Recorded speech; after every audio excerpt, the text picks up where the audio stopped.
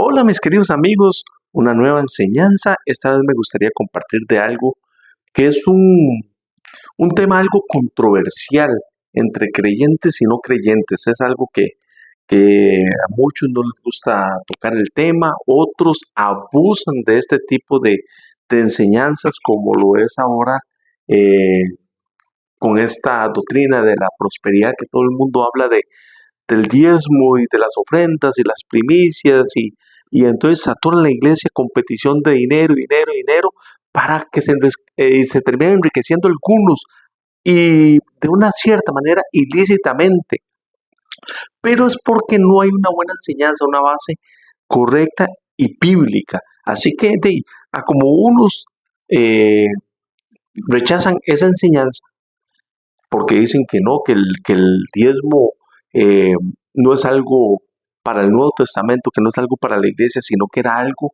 para el Antiguo Testamento y que era para los judíos. Otros dicen que sí, entonces es controversial, es una enseñanza controversial y me gustaría hacer una pequeña enseñanza de lo que creo que Dios ha puesto en mi corazón y quiero transmitirlo y buscar la manera de transmitirlo de la mejor forma.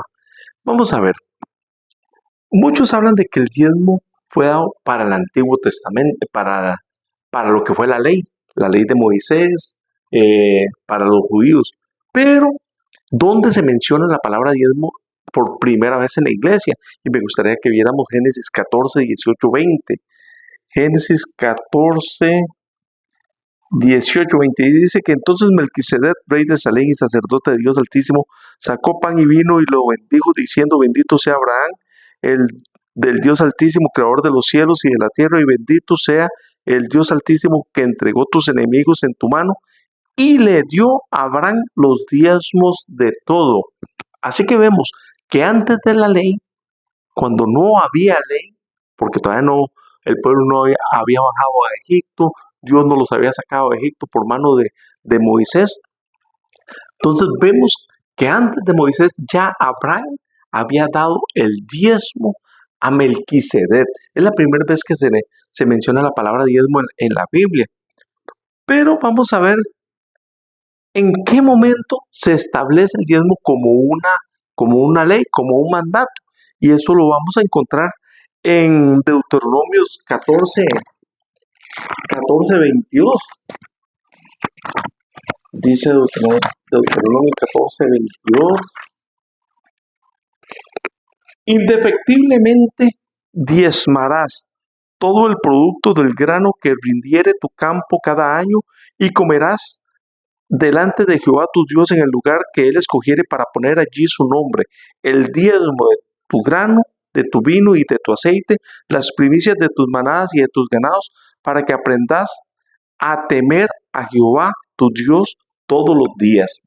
Dice que indefectiblemente, cuando habla de algo indefectible, es algo perfecto o algo que sea muy bueno o algo que no sea defectuoso y que no tenga daño. Ese fue el mandamiento que le dio Dios a los israelitas, a los judíos, de cómo debía ser el diezmo. Pero, como fue pasando el tiempo, los israelitas fueron cambiando y tomando esta palabra un poco a la ligera. Y lo voy a decir de esta manera, porque es de una manera correcta. Su corazón se llenó de avaricia, de tal manera que ya no le daban a Dios lo mejor, lo indefectible, sino que le daban lo que sobraba, lo que estaba dañado, lo que tenía defecto. ¿En qué me baso para decir esto? Vamos a encontrarlo en Malaquías 1:14 y dice: Maldito el que engaña, el que teniendo machos en sus rebaños promete y sacrifica a Jehová lo dañado, porque yo soy gran rey, dice Jehová de los ejércitos, y mi nombre es temible entre las naciones. La ley, según Moisés, enseña que el diezmo debe ser indefectible, o sea, sin defecto, pero ya los israelitas, acá los judíos, en Malaquías tienen una reprensión, Dios les hace una reprensión porque dice que están engañando, porque teniendo machos eh, en sus rebaños, vienen y hacen promesas a Jehová en el sacrificio, en el diezmo, pero traen lo dañado. Dice que traen lo que ya tenía defecto. Entonces eso molestó a Dios porque estaban saltando sus mandamientos, estaban faltando a sus ordenanzas. Dice igual siguiendo en Malaquías en el 3, 7 y 12. Desde los días de vuestros padres os habéis apartado de mis leyes y no los guardasteis, volveos a mí y yo me volveré a vosotros, ha dicho Jehová de los ejércitos. Mas dijisteis, ¿en qué hemos de volvernos? ¿Robará el hombre a Dios? Pues vosotros me habéis robado y dijisteis, ¿en qué te hemos robado? En vuestros diezmos y ofrendas. Malditos sois con maldición, porque vosotros la nación toda me habéis robado. Traed todos los diezmos a la polí, y hay alimento en mi casa. Y probadme ahora en esto, dice Jehová de los ejércitos, si no os abriré las ventanas de los cielos y derramaré sobre vosotros bendición hasta que sobreabunde. Reprenderé también por vosotros al devorador y no os destruirá el fruto de la tierra ni vuestra vid. En el campo será estéril, dice Jehová de los ejércitos. Ya lo que era el pueblo venía en decadencia y estaban entregando las obras a Dios con las ofrendas y los diezmos, pero eran las obras. Entonces viene el Señor y los reprende fuertemente y le dice, ustedes son malditos. Todo el pueblo me está robando. Ellos dicen, pero ¿en qué te hemos robado? ¿Cómo te estamos robando, Señor? Si cumplimos toda la ley, hacemos sacrificios, venimos y oramos en tu nombre. Y Él les dice, me están robando los diezmos y las ofrendas, porque me están trayendo menos, me están trayendo lo defectuoso, me están trayendo lo que no sirve, lo que está para botar.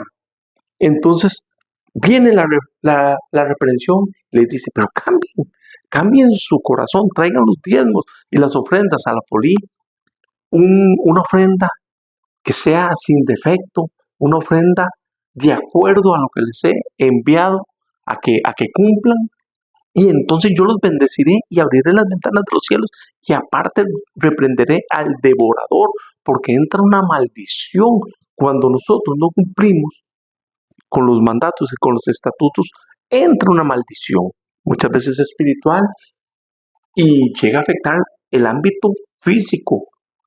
Nuestra provisión, empezamos a cosechar en saco roto y muchas veces decimos, pero ¿por qué me está pasando esto? Pero es porque estamos faltando.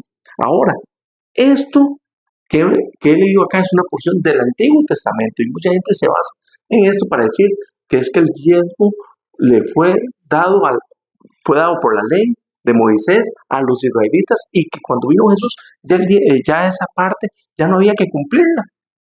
Entonces yo me pregunto, bueno, en la ley se dijo, no mataráis. Entonces ahora sí tenemos derecho a matar. Pues no, voy a llevar por medio de esta pequeña enseñanza a algo que viene a cambiar toda la perspectiva de lo que fue la ley y lo que es la gracia con respecto a los mandamientos. Dice Mateo 23:3, hay de vosotros escribas y fariseos hipócritas, porque diezmáis la menta y el eneldo y el comino, y dejáis lo más importante de la ley, la justicia, la misericordia y la fe. Esto era necesario hacer sin dejar de hacer lo otro. O sea, ustedes diezman, cumplen con eso, pero no están cumpliendo con lo más importante que es la justicia, la misericordia y la fe.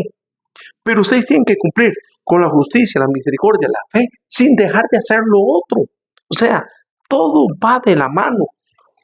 Y ahora, esta enseñanza que Dios nos está dando y estaba diciéndole a los escribas y a los fariseos que son hipócritas, si nosotros seguimos leyendo más adelante, dice, yo no vine a abrogar la ley. Bueno, eso me gustaría también compartir un poquito más adelante, pero Él viene y sube los estándares. La ley no se eliminó, no se canceló, sino que Él subió el estándar. Y entonces Él dijo, ustedes escucharon que no mataréis en la ley. Mas ahora yo les digo que cualquiera que se enoja en sobremanera está matando en su corazón. Ustedes escucharon que se dijo en la ley de Moisés, no adulteraréis. Pero cualquiera que codicia a la mujer de su prójimo en el corazón, ya está adulterando. Entonces la ley no fue que fue abrogada, no fue que fue cancelada ni eliminada, sino que Jesús vino y subió el estándar. Y eso es algo muy importante para este punto de lo que quiero ver ya en lo que es el Nuevo Testamento. Dice 2 Corintios 9, 6 y 7. Por esto digo, el que siembra escasamente también segará escasamente, y el que siembra generosamente, generosamente también segará cada uno de como propuso en su corazón, no con tristeza ni por necesidad, porque Dios ama al dador alegre. La ley fue escrita en piedra, fue dada a Moisés en el monte Sinaí, pero cuando viene Jesús, Él dice, yo les daré un corazón nuevo, un corazón de carne, y los mandamientos los escribiré en su corazón. Ya esto no es un tema de preceptos ni ordenanzas, sino que ahora la ley estaba escrita en el corazón. Ahora ya nosotros tenemos un libre albedrío, hemos sido salvos por gracia, hemos sido rescatados del pecado, pero en ese rescate el Señor puso en nuestro corazón algo diferente, que es el Espíritu Santo. Y como nosotros tenemos el Espíritu Santo, entonces nosotros tenemos un discernimiento diferente. Entonces Él dijo, ahora los preceptos van a estar en su corazón. Ya no va a estar rígidamente escritos en una piedra. Vea lo que pasó en Hechos 4:32. Y la multitud de los que habían creído era de un corazón y una alma, y ninguno decía ser suyo propio, nada de lo que poseía, sino que tenían todas las cosas en común. Dice que nadie decía ser suyo propio. Es lo que yo les estaba diciendo. La barda se subió, el estándar de la ley no fue que fue abrogada ni eliminada, sino que más bien subió. El Señor dice, antes se les decía, diezme una décima parte de su salario. Si recibiste $1,000, pues la décima parte o el diezmo son 100. En este momento no. Dice que ahora tenían todas las cosas en común y ya nadie decía ser suyo propio. Ahora todas las cosas pertenecían a todos. Imaginen qué cosa más linda.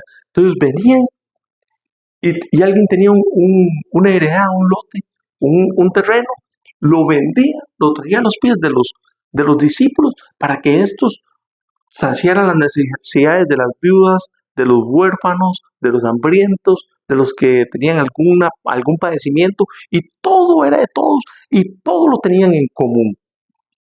Hechos 4, 34, 35 dice, así que no había entre ellos ningún necesitado, porque todos los que poseían heredades o casas las vendían y traían el precio de lo vendido y lo ponían a los pies de los apóstoles y se repartía a cada uno según su necesidad. Ya no era que traían el diezmo solamente, sino que ahora yo tenía una casa extra, la vendía y la traía para que los apóstoles, guiados por el Espíritu Santo, la repartieran entre los necesitados. Así que el diezmo no fue que se canceló con la ley en el Antiguo Testamento, sino que Jesús vino y nos subió la barda, subió el estándar. Ahora ya no era solo el diezmo, ahora ya ustedes no son de ustedes, ahora me pertenecen a mí y ahora todo lo que ustedes tienen, pónganlo a los pies de los apóstoles y que ellos lo repartan a todos aquellos que tienen necesidad. Yo sé que esto se podría malinterpretar para que muchas personas se enriquezcan, como decía antes, ilícitamente, porque más recogen, entonces ya me puedo subir el salario, siento pastor, entonces me subo más el salario, aumento los gastos de la congregación y todo, y entonces despilfarramos el dinero y no lo usamos adecuadamente como fue la enseñanza de la iglesia primitiva. Eso es lo que pasa, que gente que no están llenos del Espíritu Santo, entonces no actúan conforme a las ordenanzas de Dios, conforme al Espíritu Santo les guía de verdad, con los necesitados, con las viudas, con los huérfanos. Jesús no vino a eliminar la ley, sino que subió ese estándar. Dice que abrogar significa abolir o derogar. Entonces, si Jesús dice, no, yo la ley no la estoy aboliendo, no la estoy derogando, la ley sigue, nada más que ahora hacer más alto el estándar. Hay una historia de lo que le sucedió a Ananías y Zafira Porque ya esto es un tema de corazón, ya el pecado no es no cumplir una ordenanza, ahora es un pecado interno del ser humano. Dice que ellos tenían una heredad, propusieron venderla para traerla a la iglesia. Y dice que cuando la vendieron, de ahí, cuando ya vieron que era mucho dinero, entonces ellos se dejaron una parte para sí mismos. Y cuando vienen y dejan el dinero a los pies de los apóstoles, entonces el Espíritu Santo le dice a Pedro, esa no es la cantidad por lo que vendieron la heredad. Leámoslo.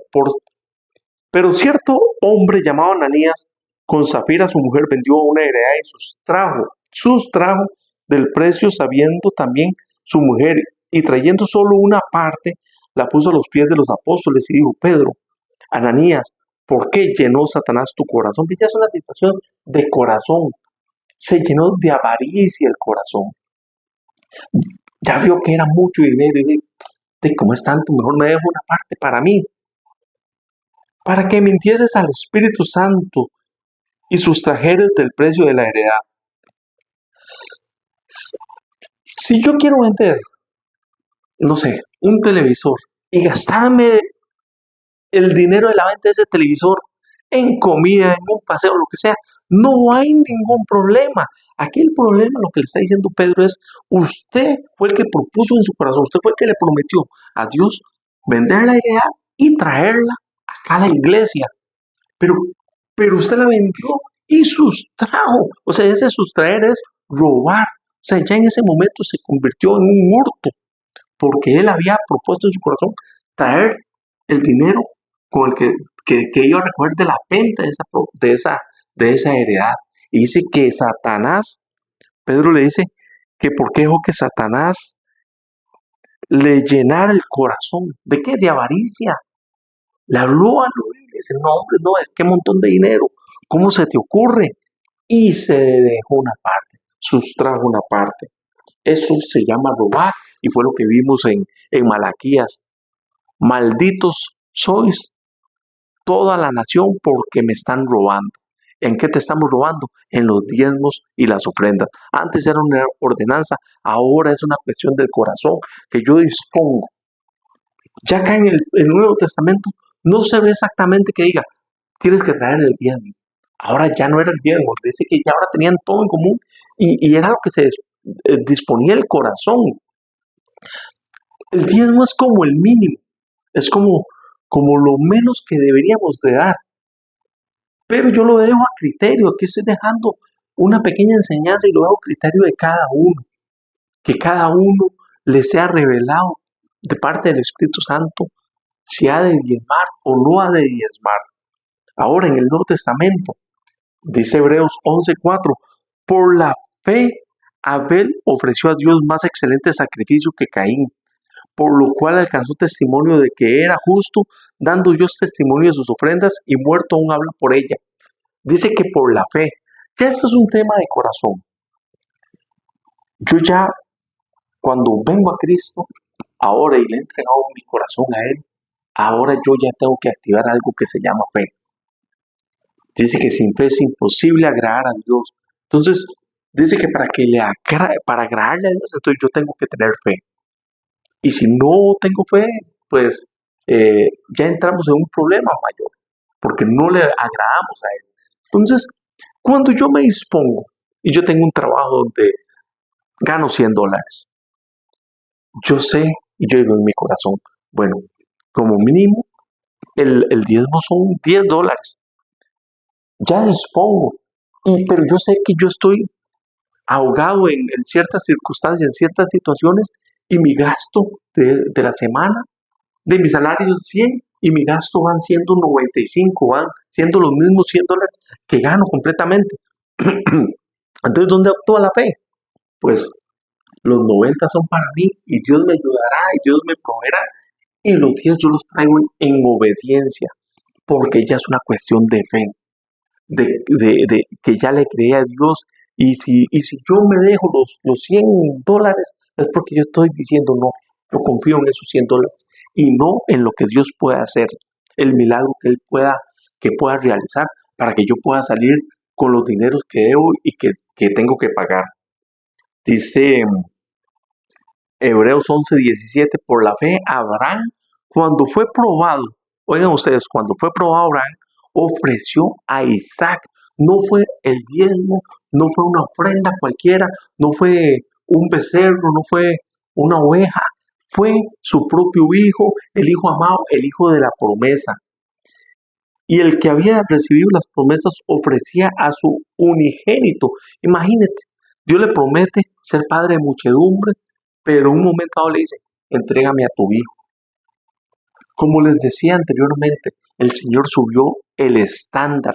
Ya no me estaba pidiendo solamente el 10% de mi dinero, sino que ahora me está pidiendo algo que me duele, algo que me cuesta más entregar, algo que la carne va a relinchar porque va a decir, no, es demasiado.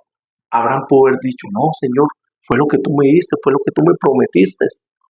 Pero él en obediencia y en fe va y lo lleva al sacrificio y antes de que llegaran al lugar, el Señor le proveyó un animal para el sacrificio y regresó con Isaac su hijo y le fue contado ese acto por fe, por justicia. Imaginen qué enseñanza más bonita. Dijo Jesús, respondió Jesús y les dijo, el que me ama, mi palabra guardará, y mi Padre le amará, y vendremos a él y haremos morada con él. Repito, el que ama mi palabra guardará, y mi Padre le amará, y vendremos a él y haremos morada con él.